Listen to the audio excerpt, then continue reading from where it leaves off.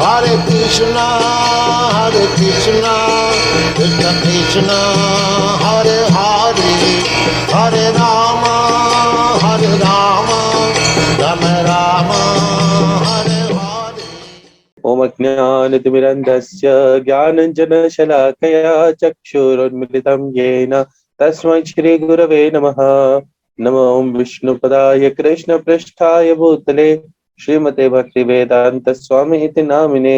नमस्ते सारस्वते देवे गौरवाणी प्रचारिणे निर्विशेष शून्यवादी पाश्चात्य देशतारिणे। जय श्री कृष्ण चैतन्य प्रभु नित्यानंद श्री अद्वैत गदाधर शिवासादि गौर भक्त वृंद।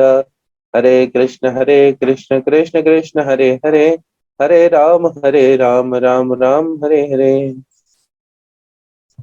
भगवद गीता यथारूप अध्याय 4 श्लोक संख्या 11।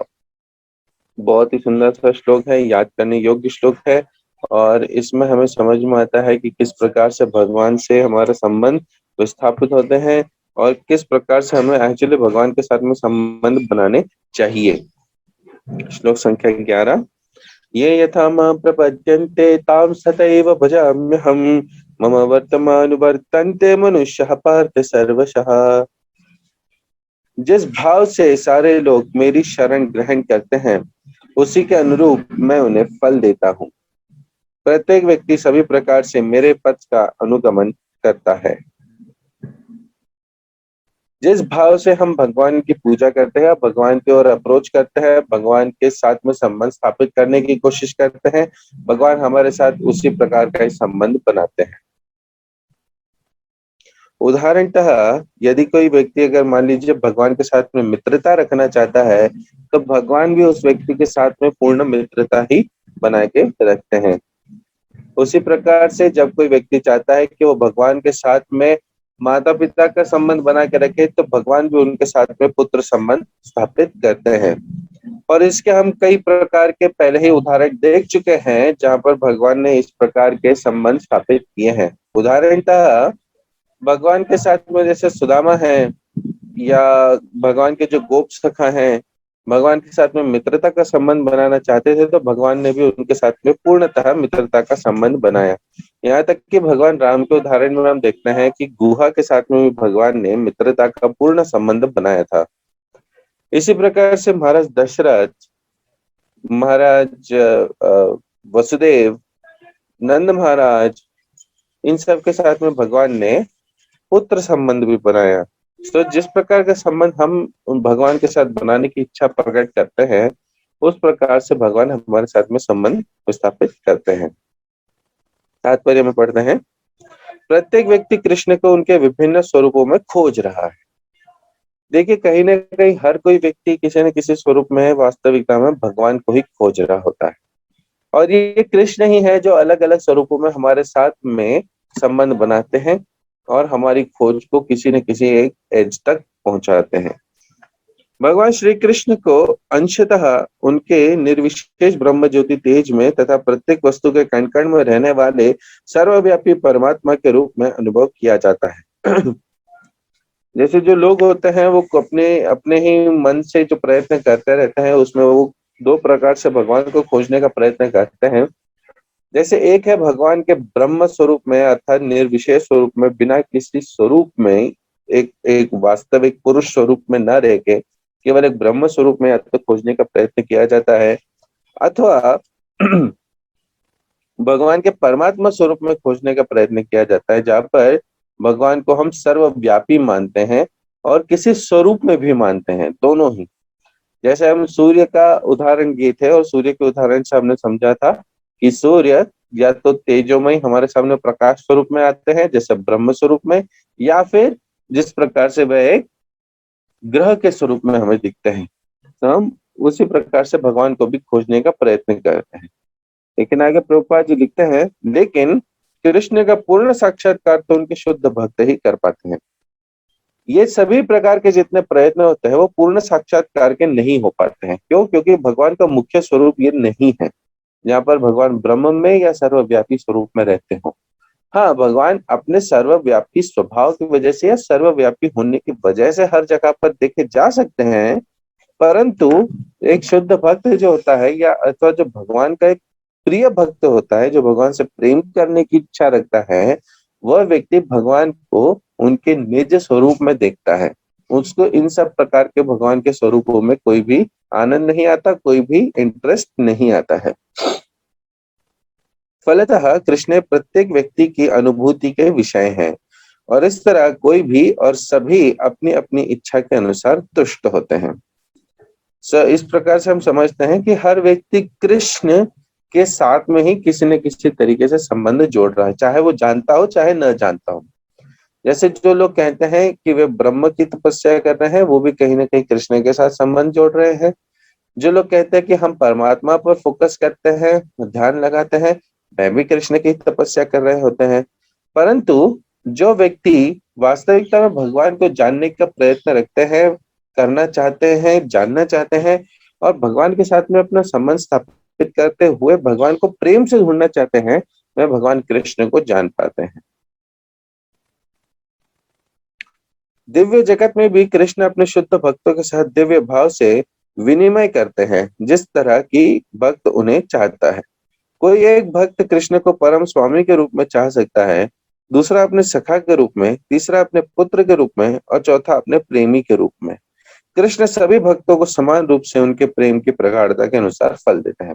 जैसे जो लोग भगवान को इस प्रकार से मानते हैं, जो सर्वशक्तिमान है, जो सभी ऐश्वर्यों से परिपूर्ण है, इस प्रकार के भगवान जो एक बहुत बड़े व्यक्ति हैं, हम उनकी शरण ग्रहण करते हैं, प्रणाम करते हैं, दंडवत करते हैं, तो वह सभी भगवान के उस स्वरूप की पूजा करते हैं।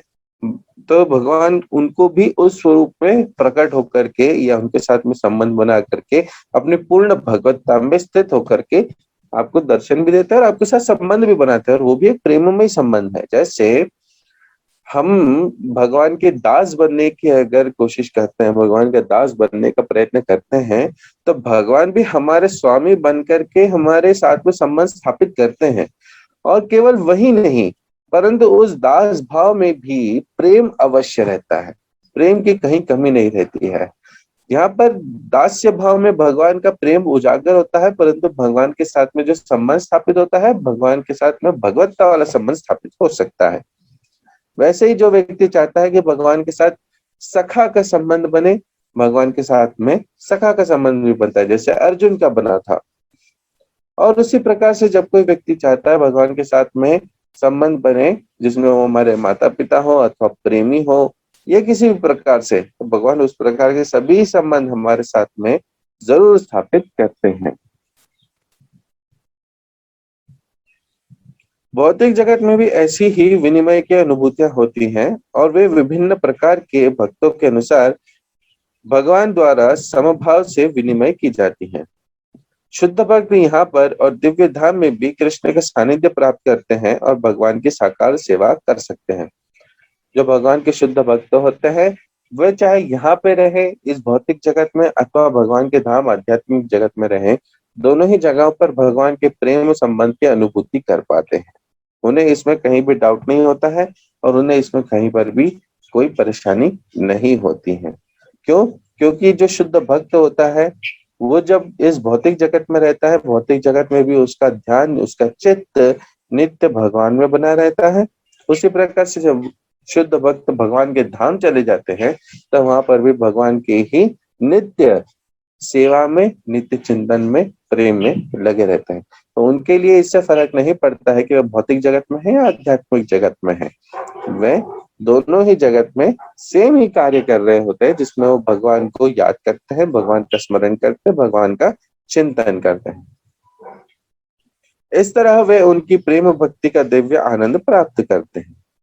किंतु जो निर्विशेषवादी हैं और जो जीवात्मा के अस्तित्व को मिटाकर आध्यात्मिक आत्मघात करना चाहते हैं, कृष्ण उनको भी अपने तेज में लीन करके उनकी सहायता करते हैं। तो जो व्यक्ति भगवान के ब्रह्म स्वरूप में मिल जाने की चेष्टा करते हैं या सोचते हैं कि हम किसी प्रकार का ध्यान धरें और भगवान के वो जो एक निर्विशेष स्वरूप है, एक निराकार का स्वरूप है, ब्रह्म का स्वरूप है, उसमें जाकर के मिल जाए, मिक्स हो जाए और इस प्रकार से अपना ही एक आत्मघात करें, अर्थात एक इसे स्पिरिचुअल सुसाइड कहते हैं।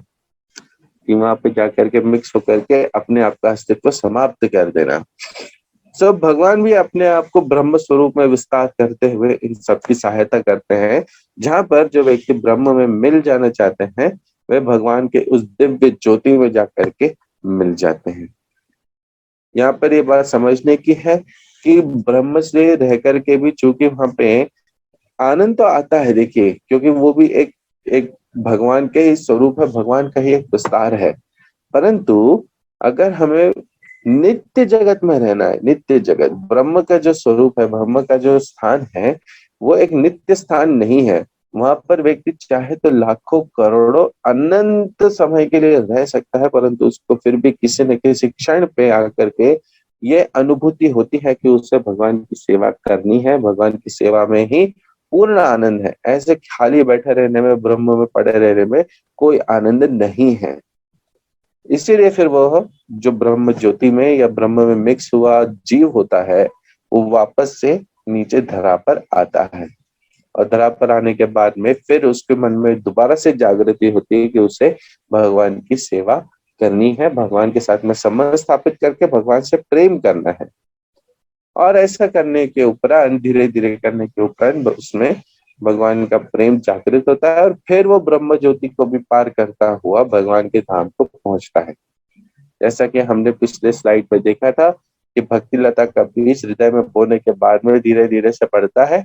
ये भक्ति लता का बीज जब बढ़ता है या भक्ति लता जब बढ़ती है, जैसे नित्य श्रवण और कीर्तन का जल मिलता है और नित्य भक्तों के संग का सपोर्ट मिलता है, तब वह लता उस सपोर्ट पर बढ़ते हुए ऊपर पहुंचती है, जहां पर वे उच्च स्तर के लोग, जिसमें स्वर्ग आदि लोगों को पार करते हुए सत्य लोक तक जाती है। सत्य लोक अर्थात ब्रह्मा जी का लोक। ब्रह्मा जी के लोक में जाकर के भी अलग अलग लोगों पे देखती है कि कहाँ पे किस प्रकार से भगवान की भक्ति हो रही है, और फिर बढ़ते बढ़ते हुए इस भौतिक जगत से पार जाती है। भौतिक जगत से पार जा करके सबसे पहले वो ब्रह्म ज्योति में जाती है। ब्रह्म ज्योति में जा करके भी जब तक व्यक्ति श्रवण और कीर्तन करता रहता है, तब तक वह लता बढ़ती जाती है। बढ़ती हुई लता ब्रह्म ज्योति के आनंद से बिल्कुल भी प्रभावित नहीं होती है और बढ़ते हुए नित्य कैलाश की ओर पहुंचती है। नित्य कैलाश से आगे जाते हुए वैकुंठ जाती है। वैकुंठ में भगवान ऐश्वर्य स्वरूप में वापस स्थित रहते हैं और ऐश्वर्य स्वरूप में रह करके भक्ति लता भगवान के उस स्वरूप से इतनी इतनी अचंभित नहीं होती है, इतनी अट्रैक्ट नहीं होती है और वहीं से और आगे बढ़ने के लिए जाती है। कब? जब भक्त का ये पूरी तरीके से भक्त के मन में अनुभूति हो कि मुझे भगवान से प्रेम करना है और सखा संबंध या माधुर्य का किसी संबंध को स्थापित करना है। जब भक्त स्वयं चाहता है कि उसे दास्य भाव स्वीकार करना है और भगवान के ऐश्वर्यमान स्वरूप के प्रति उसको संबंध विस्थापित करना है, तो भक्ति लता वैकुंठ तक जाती है। परंतु जब प्रेम भाव, माधुर्य भाव भगवान के साथ में बनाना होता है, जिसमें सखा, भ्राता, बंधु, माता पिता इस प्रकार के संबंध हो, प्रियकर, तब वह भक्ति लता वैकुंठ से भगवान के उस स्वरूप से अट्रैक्ट हुए बिना और आगे बढ़ती है और भगवान के माधुर्य धाम अर्थात गोलोक वृंदावन पहुंच जाती है। और गोलोक वृंदावन में जाकर के जब भक्ति लता ये देखती है कि भगवान का धाम कितना सुंदर है, शाश्वत है और किस प्रकार से भगवान ने अपने भक्तों को आनंद देने के लिए अलग अलग प्रकार की लीलाएं क्रीड़ाएं करी है, तब भक्ति लता वहां पर रह के बहुत प्रसन्न रहती है। यह भक्ति लता का बीज आज भी इस भौतिक लोक में ही है, भले ही वो वहां पर पहुंच चुकी है गोलोक धाम में। यहाँ पे जो भक्ति लता का बीज है, इस भक्ति लता को तब भी श्रवण और कीर्तन की आवश्यकता है और तब भी भक्तों के संग का स्तंभ साथ में सपोर्ट के लिए बहुत जरूरी है। यहाँ पर हमें ये बात समझना बहुत आवश्यक पड़ती है।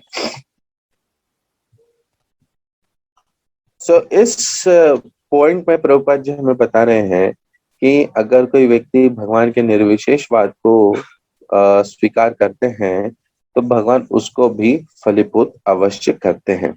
परंतु जो शुद्ध भक्त होते हैं वे भगवान के संपूर्ण साक्षात्कार को समझ पाते हैं। जो ब्रह्म का साक्षात्कार है वो एक अधूरा साक्षात्कार माना जाता है, उसमें पूर्णतः साक्षात्कार नहीं माना जाता है। क्यों? क्योंकि वो भगवान का केवल एक विस्तार स्वरूप है। भगवान का मुख्य स्वरूप वो नहीं है। भगवान का मुख्य स्वरूप श्याम सुंदर स्वरूप है, जो वृंदावन में मिलता है। उनमें से कुछ जो निर्विशेष सत्ता में दृढ़ता पूर्वक स्थित नहीं हो पाते, वे अपने कार्य करने की सुप्त इच्छाओं को प्रदर्शित करने के लिए इस भौतिक क्षेत्र में वापस आते हैं। उन्हें वैकुंठ लोक में प्रवेश करने नहीं दिया जाता, किंतु उन्हें भौतिक लोक में कार्य करने का अवसर प्रदान किया जाता है। जो सकाम कर्मी हैं, भगवान उन्हें यज्ञेश्वर के रूप में उनके कर्मों का वांछित फल देते हैं। सकाम कर्मी अर्थात कहीं ना कहीं जो आप काम कर रहे हैं, जो आप एक्टिविटीज करते जा रहे हैं, उसमें कहीं ना कहीं स्वयं की इच्छाएं और स्वयं को पूर्णतः या स्वयं को फल देने की इच्छा बनी रहती है, उन्हें सकाम कर्मी कहते हैं। ऐसे लोगों को भगवान एक यज्ञ अवतार लेके या यज्ञ का विस्तार करते हुए उनके सभी कर्मों को, एक्टिविटीज को फलीभूत करते रहते हैं।